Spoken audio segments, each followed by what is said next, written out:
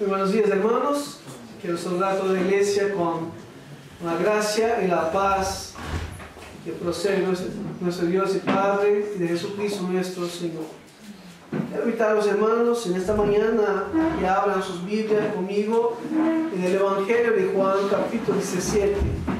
Nosotros vamos a hacer una pausa esta mañana en el libro de Santiago.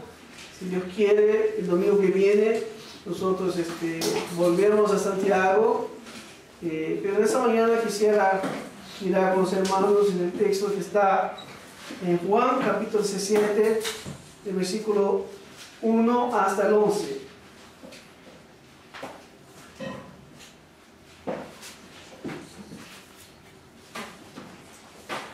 Juan 17, del 1 al 11, nos dice así la palabra de Dios. Estas cosas habló Jesús, y alzando los ojos al cielo, dijo: Padre, la hora ha llegado. Glorifica a tu Hijo, para que el Hijo te glorifique a ti. Por cuanto le diste autoridad sobre todo ser humano, para que dé vida eterna a todos los que le has dado. Y esta es la vida eterna, que te conozcan a ti, el único Dios verdadero, y a Jesucristo a quien has enviado. Yo te he glorificado en la tierra, habiendo terminado la obra que me diste que hiciera. Y ahora glorifícame a tu Padre junto a ti, con la gloria que tenía contigo antes que el mundo existiera. He manifestado tu nombre a los hombres que del mundo me diste, eran tuyos y me los diste, y han guardado tu palabra. Ahora han conocido que todo lo que me has dado viene de ti, porque yo les he dado las palabras que me diste, y las recibieron, y entendieron que en verdad salí de ti, y creyeron que tú me enviaste. Yo juego por ellos, no juego por el mundo, sino por lo que me has dado, porque son tuyos. Y todo lo mío es tuyo, y todo lo tuyo es mío. Y he sido glorificado en ellos. Ya no estoy en el mundo, pero ellos sí están en el mundo. Yo voy a ti, Padre Santo, guárdalos en tu nombre, el nombre que me has dado, para que sean uno, así como nosotros. Vamos a orar y pedir que Señor nos bendiga. Padre, gracias te damos, oh Dios, por esta mañana. Como hemos cantado, Dios, tu nombre es sobre todo. Tú eres digno, Dios, de adoración, porque existe una obra única en nuestras vidas, Dios, que es salvarnos y darnos la vida eterna. Y ahora, Señor, que miramos este pasaje que nos habla de esta obra preciosa que tú hiciste para nosotros por medio de Cristo, Dios, pedimos que nos bendiga, que nos fortalezca, que nos ayude a ver, Dios, cuán llenos, Dios, hemos sido con tu gracia, cuán bendecidos hemos sido con tu gracia, Dios. Y que al mirar tu palabra, Dios, seamos desafiados, oh Dios, a vivir una vida como miramos al principio, digna de ti, Señor. Que sea, Dios, para tu agrado, aunque pasemos por sufrimientos. Danos tu bendición, Señor, y habla a nuestros corazones, Señor. Te pedimos en el nombre de Jesús. Amén. En el siglo V, Clemente de Alejandría dijo que Jesús, en esta oración, en ese capítulo, estaba cumpliendo con su rol de gran sumo sacerdote. Porque en este capítulo Jesús intercede por sí mismo, Él ora por él, de versículo 1 a versículo 5, Él ora por sus discípulos, de versículo 6 a versículo 19, y Él ora por la iglesia, de versículo 20 hasta el versículo 26. Y entonces Clemente de Alejandría dijo que Jesús acá estaba cumpliendo con su rol de gran sumo sacerdote. Gracias, Mary. Y esta oración terminó siendo conocida entonces como la oración sacerdotal. porque Clemente Alejandría nos hizo ver este aspecto de la vida de Jesús, donde Jesús está cumpliendo como el gran intercesor que intercede en favor de sus discípulos, en favor de su iglesia. El contexto de ese pasaje está relacionado con lo que Jesús venía enseñando desde el capítulo 13. Jesús, desde el capítulo 13, está reunido con sus discípulos en el aposento alto, en ese local donde ellos van a cenar juntos en los momentos que preceden la crucifixión. Si ustedes lo ven en el capítulo 13, dice: antes de la fiesta de la Pascua, sabiendo Jesús que su hora había llegado para pasar de este mundo al Padre, habiendo amado a los suyos que estaban en el mundo, los amó hasta el fin. Es muy interesante ver las semejanzas que están en el capítulo 13 con lo que está en el capítulo 17. Y dice el versículo 3: Jesús, sabiendo que el Padre había puesto todas las cosas en sus manos y que Dios había salido, y que de Dios había salido y a Dios volvía, se levantó de la cena y quitó su manto, tomando una toalla, y empieza a decir lo que Jesús hizo en aquel momento. Pero Jesús está reunido con sus discípulos en el aposento alto en los momentos que preceden la crucifixión, y es en ese lugar donde Jesús viene tratando de enseñar a sus discípulos lecciones preciosas que serían de fortaleza para ellos cuando los tiempos difíciles de la crucifixión llegaran.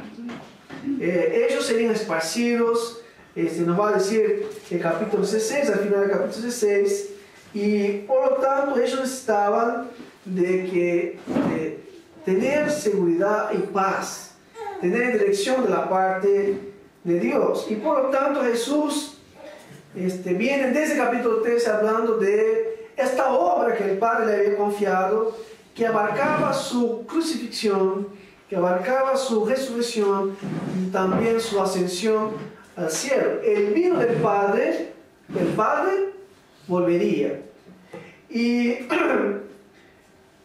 Jesús entonces en esas enseñanzas buscaba preparar sus discípulos para estas horas que vendrían no mucho tiempo después de esta oración.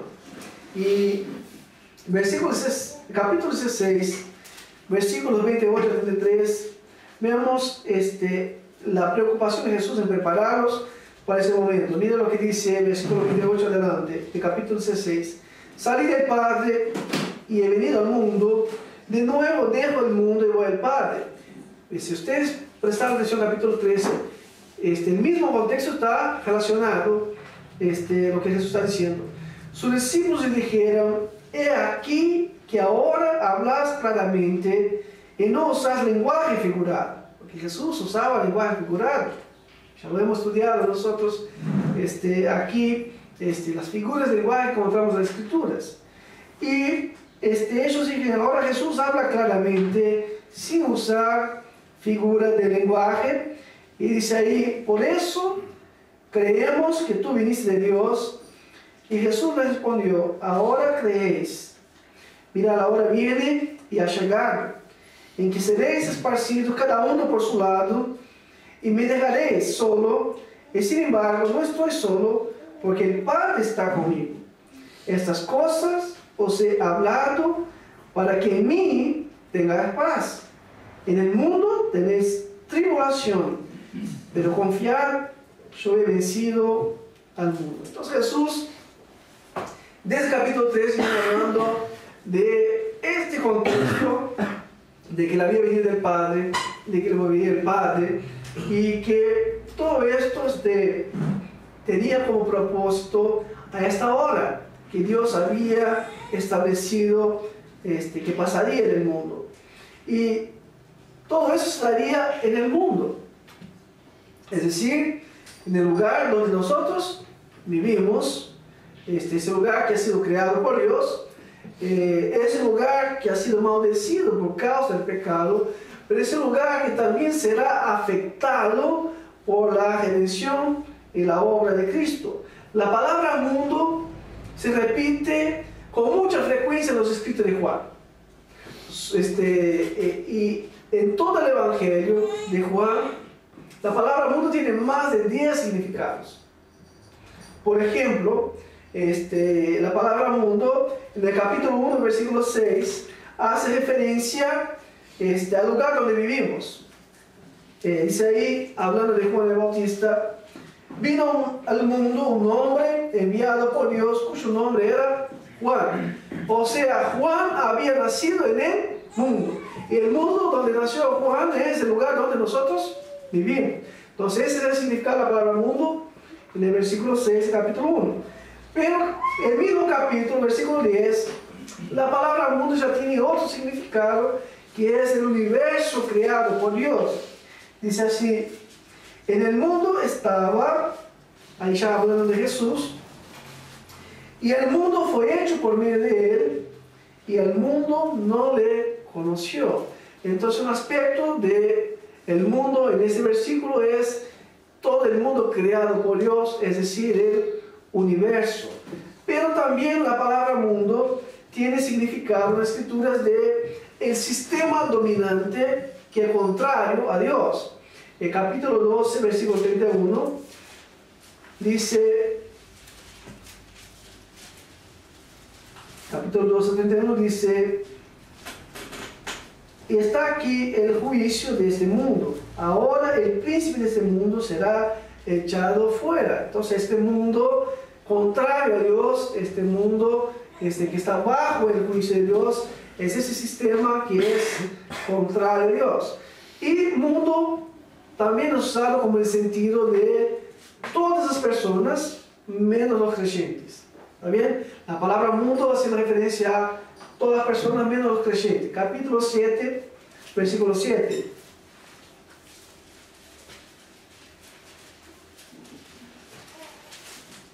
Dice así la palabra de Dios. 7, versículo 7. El mundo no puede odiaros a vosotros, pero a mí me odia porque yo doy testimonio de él y sus acciones son malas. O sea, el mundo acá es aquellos hombres que no aman a Jesús, que odian a Jesús, por lo tanto no son los creyentes. Entonces, el mundo menos los creyentes. La palabra mundo también hace referencia a aquellos escogidos de Dios, a aquellos que Dios por su gracia escogió salvar. Capítulo 3, versículos 16 y 17, que es el pasaje bastante conocido en el Evangelio de Juan. Versículo 16 y 17, capítulo 3, dice: porque de tal manera amó Dios al mundo, que dio a su Hijo unigénito, para que todo aquel que cree en él no se pierda, mas tenga vida eterna. Porque Dios no envió a su Hijo al mundo para juzgar el mundo, sino para que el mundo sea salvo por él. La palabra mundo acá hace referencia a todo aquel que cree, o sea, aquello que Dios en su gracia escogió salvar.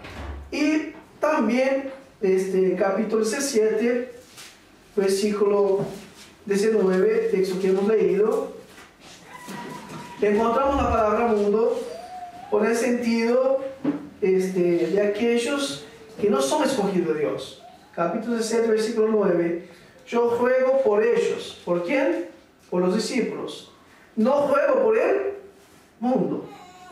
O sea, no juego por aquellos que no son míos, no juego por aquellos que no me has dado, sino juego por mis discípulos y por aquellos que me ha dado. O sea, hay más de 10 significados de la palabra mundo en el Evangelio de Juan. Entonces, cuando estudiamos Juan, tenemos que mirar el contexto para saber a qué se refiere la palabra mundo en el Evangelio.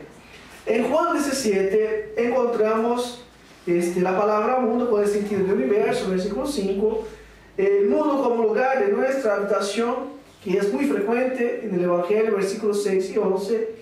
Encontramos la palabra mundo con referencia a los creyentes.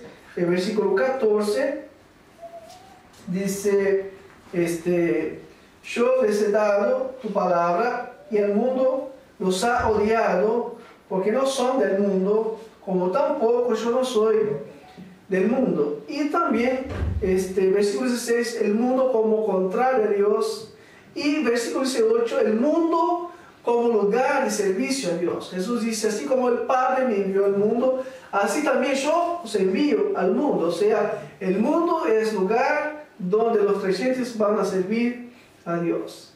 Y mirando este pasaje, yo quisiera ver con los hermanos algunas lecciones para nuestras vidas. Este pasaje nos enseña cuál debe ser la prioridad de nuestras vidas en el mundo. Nosotros estamos en el mundo, somos hijos de Dios en el mundo. Y entonces, ¿cuál es la prioridad de mi vida mientras estoy en el mundo? Este texto nos ayuda a entender qué es lo que debemos hacer también mientras estamos en el mundo. Y el texto también nos enseña cuál debe ser nuestra relación con el mundo. Estoy en el mundo y cómo debo relacionarme con el mundo en el cual estoy viviendo. Y por eso entonces el texto nos muestra cómo vivir en el mundo en el cual estamos. La venida de Jesús a este mundo fue pasajera. Jesús dijo, yo vine del Padre, pero yo vuelvo para el Padre. Jesús no vino para estar por siempre en el mundo. Y de hecho quedó solamente 33 años. Y después de eso, fue muerto, crucificado, resucitó y regresó al Padre. Pero Él vino al mundo para cumplir con los propósitos de Dios. Y de igual manera nosotros, que somos creyentes, estamos en el mundo de manera transitoria, pasajera. Y también estamos en el mundo para cumplir con los propósitos de Dios. Y eso lo quiere mostrarnos, es lo que quiere mostrarnos el texto. Debemos entender que nosotros, mientras estamos en el mundo, debemos tener bien claro que estamos de manera pasajera y estamos para cumplir con los propósitos de Dios. Y es importante para nosotros porque no siempre lo tenemos claro. Se hizo una encuesta en Estados Unidos en el año 2008 y se preguntaba a los creyentes allí cuál era, qué es lo que ellos más deseaban para sus vidas.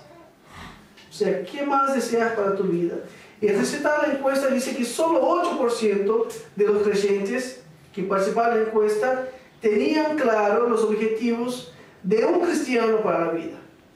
O sea, solamente 8% tenían objetivos de cristianos para la vida en el mundo. O sea, de los 8% contestaron diciendo que el deseo de ellos era mantener una relación personal cercana con Dios.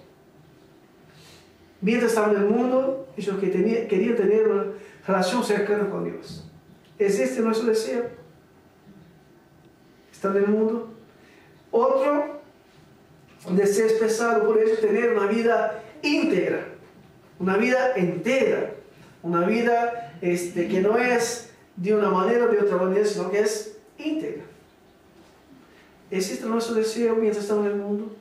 Dejar el mundo como creyentes en Cristo Jesús, lo que es ser una persona íntegra. Tener buena salud era un deseo también, y es parte de la vida cristiana cuidarnos, tener buena salud. Propósito claro de vida. Ellos buscaban tener bien claro lo que ellos tenían que hacer, y lo vemos eso en el texto que hemos leído. Jesús no tenía dudas de lo que era el propósito de su vida. Y en quinto lugar y último, una vida totalmente consagrada al Señor. Era el deseo de parte de ese 8%, tener una vida totalmente, no parcialmente, consagrada al Señor.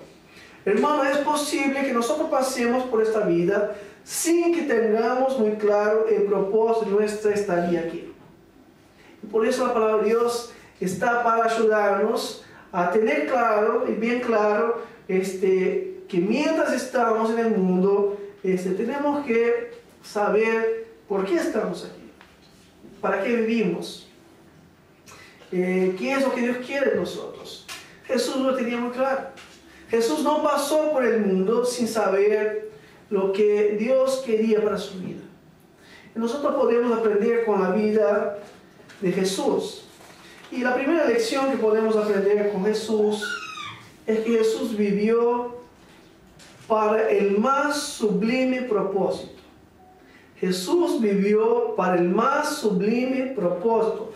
Versículos 1 a 5, Jesús está orando y el propósito de la oración de Jesús, lo que pide Jesús a Dios, es que Dios sea glorificado, que Dios se glorifique, pero que al final, cuando Dios glorifica a Jesús, Jesús va a glorificar a Dios.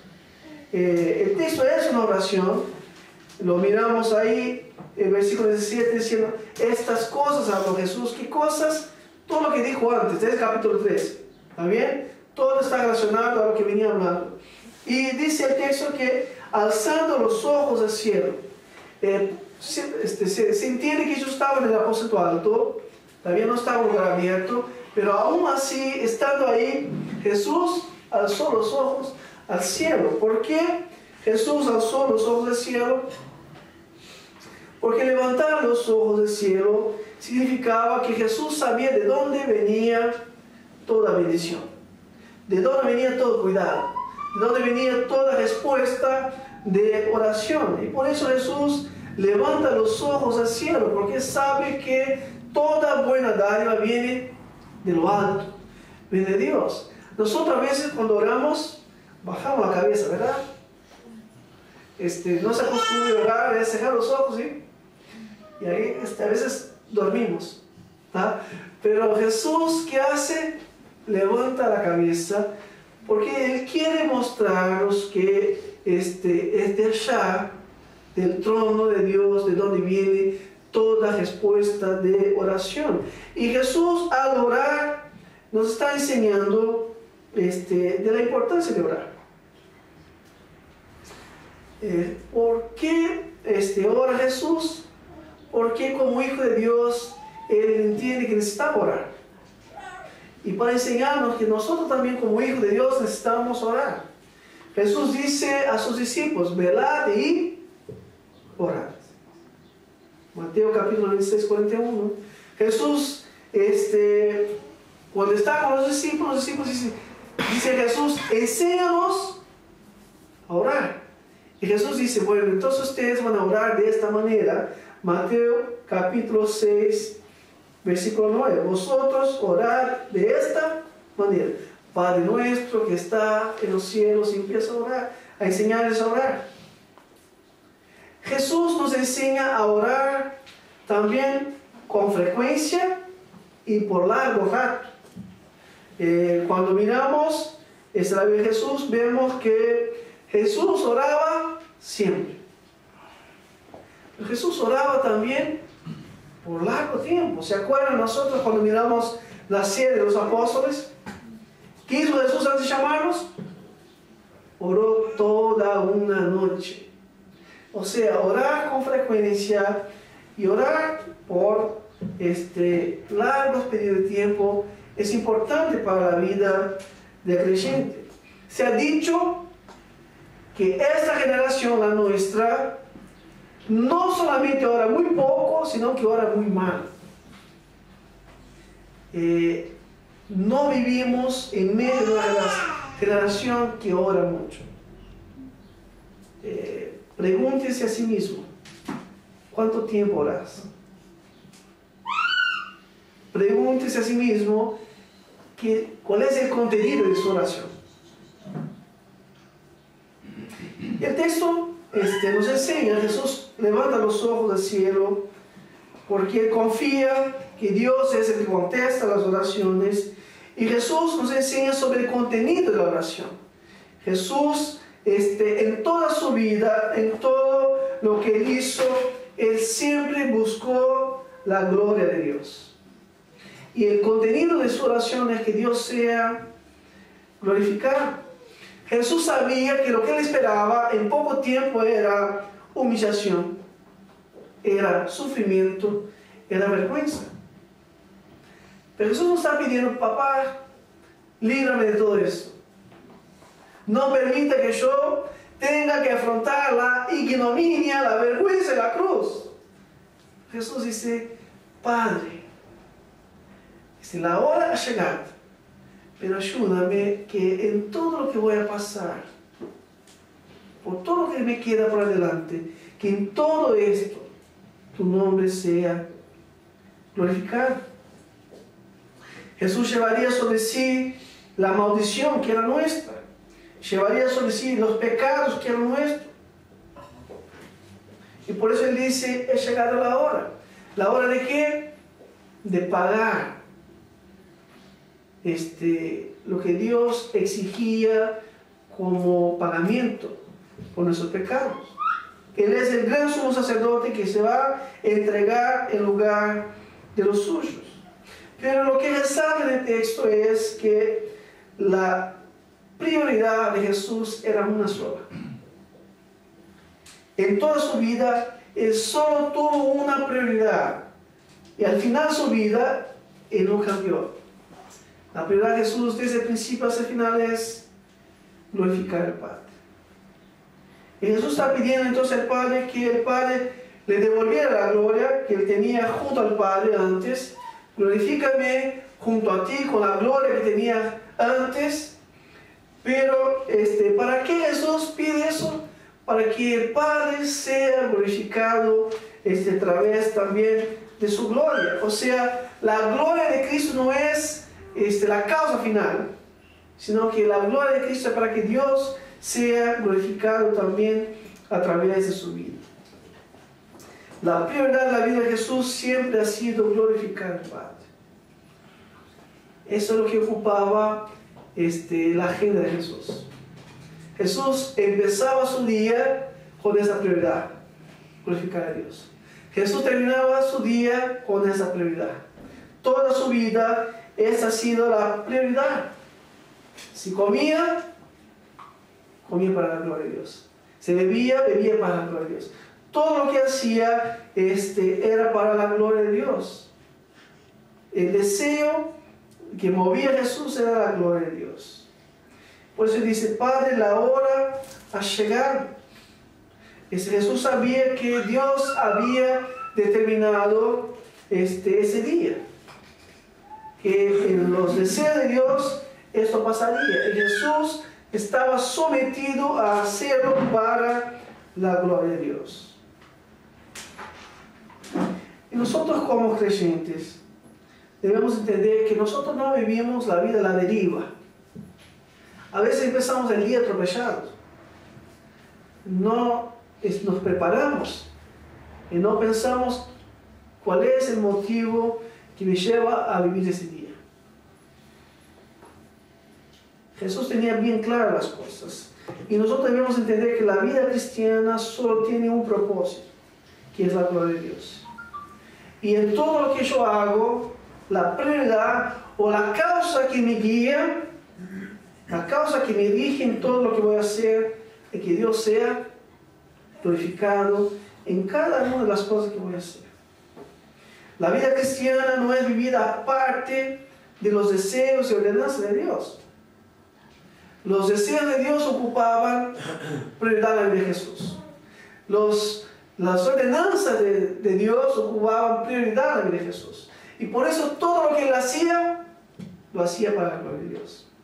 Si nosotros deseamos lo que Dios desea, y si nosotros estamos sometidos a lo que Dios ha ordenado, ¿qué va a pasar? Vamos a glorificar a Dios. Y eso es lo que vemos en la vida de Jesús. Jesús deseaba lo que Dios deseaba. Y Jesús se sometía a lo que Dios ordenaba. La vida cristiana es así, de igual manera. Nosotros no glorificamos a Dios si sus deseos no ocupan prioridad en nuestras vidas. Nosotros no glorificamos a Dios si sus mandamientos no son obedecidos. Toda la vida de Jesús reveló ese propósito único. Que el Padre fuera glorificado en todas las cosas. Por eso Juan comienza diciendo allá en el capítulo 1 que el Verbo se hizo carne y habitó entre nosotros y vimos su gloria, la gloria como del unigénito del Padre, lleno de gracia y de verdad. Jesús marcó su vida en el mundo por revelar la gloria de Dios en todo lo que él hacía. Nosotros también, hermanos, debemos vivir para la gloria de Dios. Eso debe ser lo que nos guía en todo lo que deseamos y en todo lo que hacemos. Una segunda lección va de versículo 6 a versículo 8, es que Jesús enseñó con su vida cómo compartir el Evangelio. El texto nos dice claramente cómo Jesús glorificó al Padre. Él glorificó al Padre haciéndole conocido. Y dijo que Él vino para traer la vida eterna, y la vida eterna es que los hombres conozcan a Dios como el único Dios verdadero y a Jesucristo como el enviado de la parte de Dios. Y los versículos 6 al 8 describe cómo Jesús glorificó al Padre haciéndole conocido. Nos dice ahí que Jesús manifestó a los hombres a Dios. Versículo 6. He manifestado tu nombre a los hombres que me diste el mundo. Me diste, eran tuyos y me los diste, y han guardado tu palabra.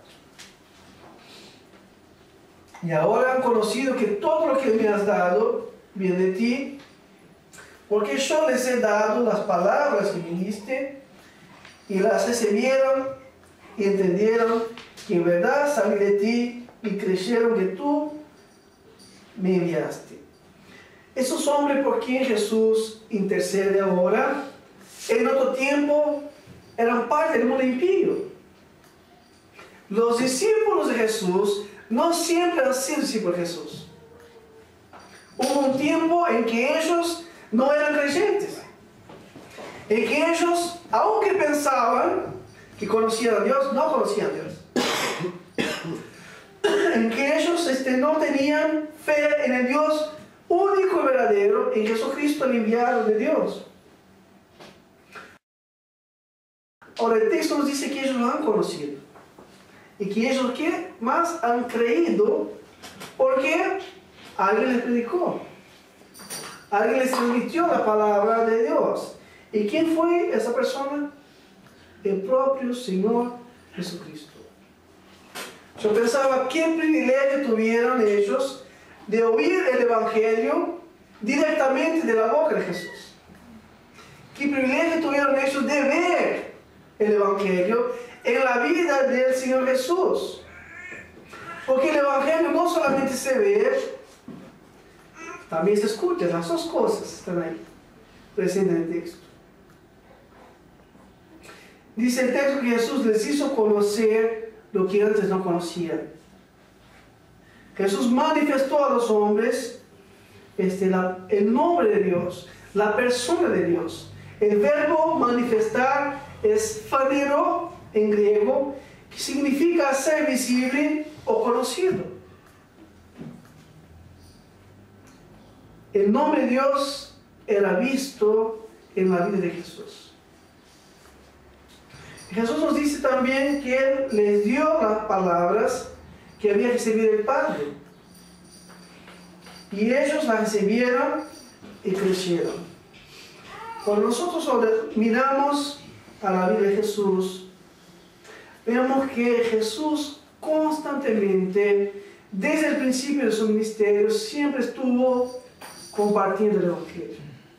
Siempre estuvo predicando el Evangelio. Comienza Mateo diciendo, capítulo 4, versículo 17, y Jesús empezó a predicar diciendo, arrepentidos, que ha llegado el reino de Dios. Y cuando miramos capítulo 9, versículo 35, dice que Jesús iba de ciudad en ciudad, de pueblo en pueblo, anunciando el Evangelio. Jesús glorifica al Padre compartiendo el Evangelio. Y nosotros cuando compartimos el Evangelio también glorificamos a Dios. Porque Dios es glorificado cuando un pecador se arrepiente y cree. El nombre de Dios es exaltado cuando alguien recibe y guarda su palabra. Y nosotros como iglesia, hermanos, debemos aprender con la vida de Jesús. Jesús no solamente nos ordena que prediquemos el Evangelio, sino que Él nos deja el ejemplo. Nosotros tenemos ese espacio, lo estamos agrandando, no es solo para tener comodidad. Yo no trabajé toda la jornada de ayer solo para tener más comodidad, pero porque entiendo y creo que ese lugar tiene que ser usado para la gloria de Dios, para que otras personas puedan conocer el Evangelio. Que nosotros como iglesia tenemos que compartir el Evangelio. Por eso vamos a salir el 2 de noviembre. Por eso estamos orando para salir. Queremos como iglesia salir y hacer lo que el Señor nos ha enviado. Él va a decir en el versículo 20 del capítulo 17, mas no juego solo por estos, o sea, por los discípulos que estaban con él, sino también por los que han de creer en mí. ¿Por qué? Por las palabras de ellos. Yo doy gracias a Dios por que alguien me habló del Evangelio. Yo no descubrí el Evangelio por mí mismo, sino que escuché el Evangelio. Y lo conocí por la gracia de Dios y he creído, porque alguien me compartió el Evangelio. Y Dios usa la vida de los creyentes para alcanzar a aquellos que todavía no creen. Y yo quisiera desafiarte a poner ante Dios, que Dios te ayude a llevar personas al conocimiento de Cristo. Porque esto es para todo discípulo de Jesús.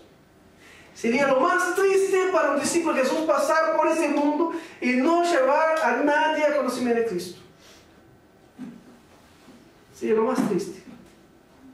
Pasar por el mundo y no hacer lo que Él nos trajo para hacer.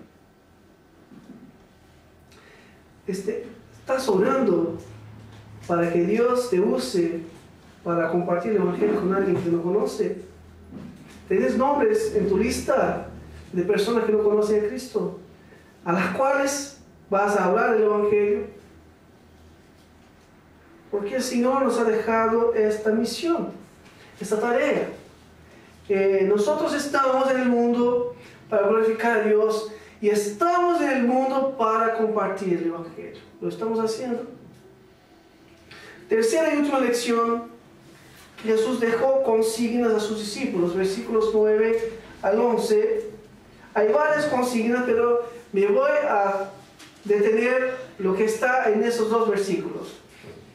Pero de 9 al 11. Dice ahí, Jesús, versículo 9, yo ruego por ellos, no ruego por el mundo, sino por lo que me has dado, porque son tuyos. Y todo lo mío es tuyo, y todo lo tuyo mío, y he sido glorificado en ellos. Ya no estoy en el mundo, pero ellos sí están en el mundo. Yo voy a ti, Padre Santo. Guárdalos en tu nombre, el nombre que me has dado, para que sean uno como nosotros, así como nosotros. En ese capítulo 17 hay varias consignas de Jesús. Hay varias ordenanzas que están explícitas en el texto. Versículo 11 y versículo 21, Él dice que debemos ser unidos. La unidad entre los creyentes no es algo que sea una posibilidad, sino que es una ordenanza. Es una consigna que está bien clara.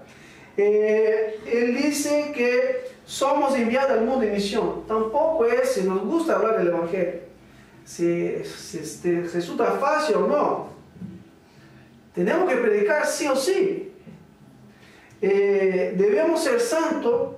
El versículo 17 está bien claro. Jesús le pide al Padre que nos santifique por la palabra, porque como hijos de Dios debemos ser santos. Pero los versículos 9 al 11, la consigna clara es la unidad entre los creyentes, entre los discípulos de Jesús. Él dice en el versículo 9, dice ahí, pero versículo 11, para que sean uno. Jesús está orando al Padre, Padre, guárdalos para que ellos sean uno. Y es cierto que también acá podemos aprender que cuando Jesús ora por los discípulos, debemos aprender que debemos orar unos por los otros. Porque ciertamente cuando nosotros oramos por el bienestar de mi hermano, esto me acerca a mi hermano y esto promueve mayor unidad. La oración de Jesús revela una necesidad que tenemos como hijos de Dios. ¿Por qué Jesús ora a Dios para guardarnos en unidad? Porque nosotros necesitamos. El creyente no puede vivir en el mundo y afrontar el mundo aislado de los demás, sino que los planes de Dios, nosotros vamos a vencer el mundo y vamos a sobrevivir en el mundo contra Dios unidos. Para vivir en este mundo de manera santa, glorificando a Dios en todo lo que hacemos, en la proclamación del Evangelio, debemos estar unidos. La vida cristiana no se puede vivir aislado de los demás. El creyente no puede decir, a mí no me gusta estar con otras personas, porque Dios le ha llamado a vivir en comunidad. Y en esta convivencia nosotros debemos aprender ciertas cosas.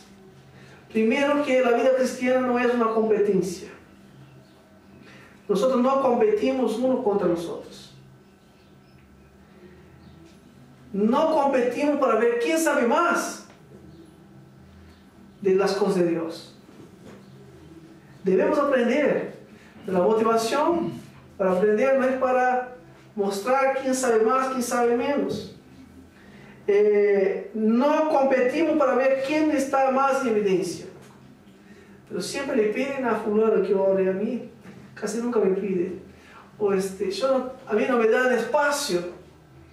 No competimos por estar en evidencia. La vida cristiana no es una competencia. El Padre y el Hijo vivieron siempre en perfecta unidad.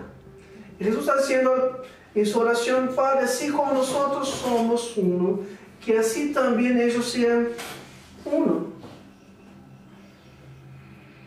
En esta unidad el Padre honraba al Hijo y el Hijo honraba al Padre. Esto lo vemos constantemente. En el capítulo 5, versículo 23, Jesús va a decir que el Padre había asignado que los hombres dieran honra a Cristo. Porque quien no honra al Hijo, no honra al Padre. Y la vida cristiana es para ser vivida con Dios y con los hermanos. No es solamente yo con Dios, los demás. En los planes de Dios, Dios puso que tuvieran relación con Él y con muchos otros. Y para vivir la vida cristiana tenemos que aprender a vivir juntos, unos con los otros. Porque cuando nosotros aprendemos a vivir con los demás hermanos, glorificamos a Dios.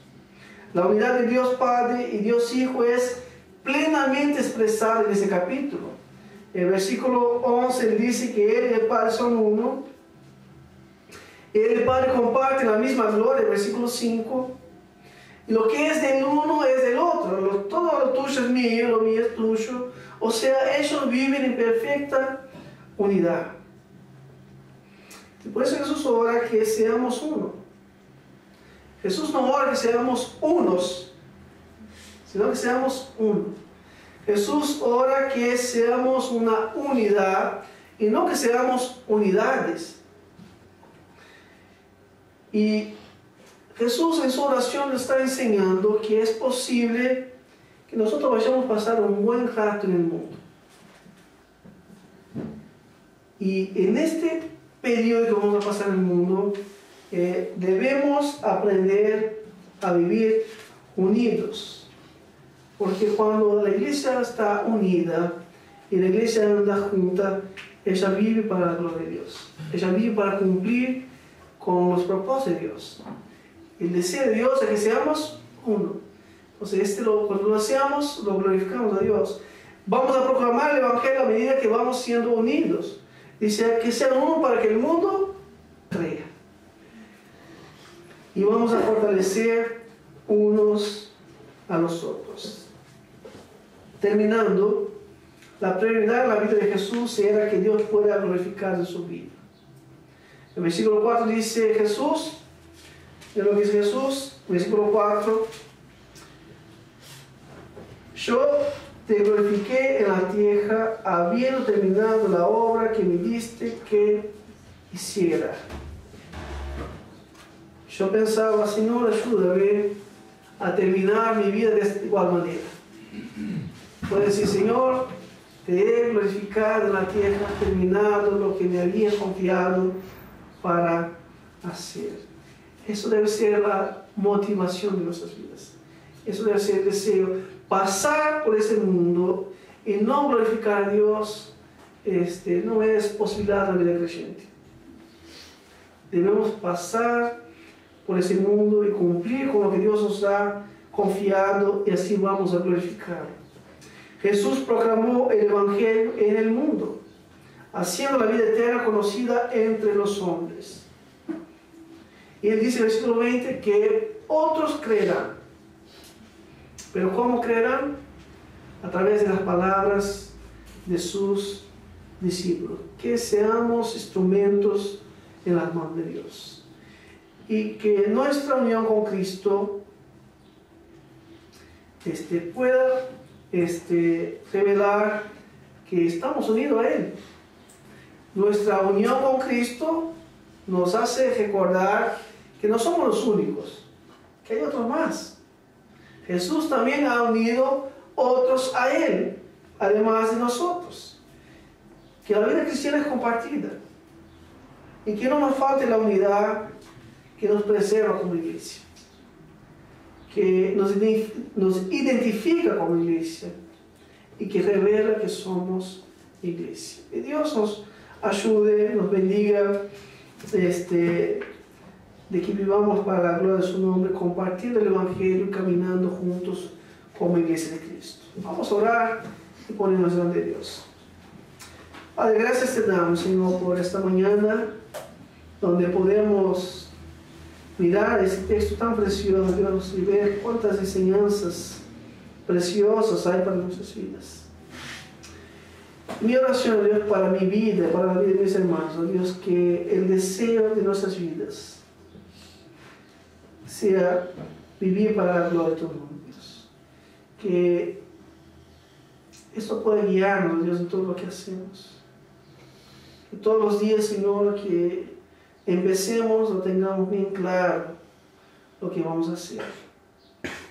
Y que eso sea, Dios, lo que vaya a guiarnos, porque cuando tengamos claro que nuestra vida es para la gloria de Dios, vamos a crecer en santidad. Y vamos a estar capacitados para proclamar el Evangelio. Porque esta es la tarea que tú nos has confiado como iglesia. Tú nos has enviado al mundo para que el mundo pueda también conocer las palabras que tú recibiste del Padre y nos diste a nosotros. Hemos recibido tu palabra y hemos creído. Y ahora, Dios, nos toca proclamarla. Ayúdanos, Dios, como iglesia a proclamar tu palabra. Hay muchas personas que no te conocen. Hay muchas personas con las cuales convivimos, con las cuales compartimos grande parte de nuestro tiempo, que todavía no son creyentes. Ayúdanos, Dios, a ser fieles en la proclamación del Evangelio. Y sobre todas las cosas, Dios, que seamos unidos como iglesia.